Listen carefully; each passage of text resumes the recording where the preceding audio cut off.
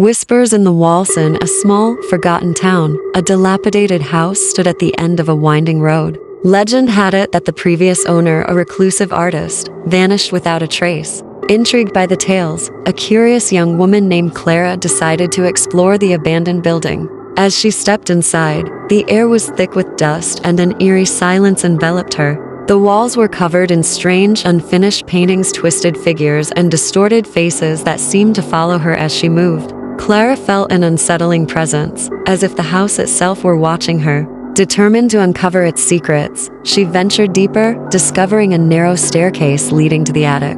Each creak of the floorboards echoed in the stillness, and a whisper seemed to trail her. "Help me." Ignoring her instincts, she pressed on, reaching the attic where the artist had supposedly worked. The space was cluttered with old canvases and a single, half-finished painting of a woman with hollow eyes. As she gazed at it, the whispers grew louder, wrapping around her like a shroud. "Help me." Suddenly, the door slammed shut behind her, plunging the room into darkness. Clara turned, heart racing, and caught a glimpse of movement in the corner, a shadow creeping closer. Panic surged through her, but she was rooted to the spot, unable to look away from the painting. The figure in the artwork began to shift, the eyes widening, and Clara realized with horror that it was her own face staring back, contorted in fear. The whispers crescendoed, a chorus of voices pleading, "Help us." As she backed away, her foot slipped, sending her tumbling to the floor. The paintings on the walls seemed to vibrate,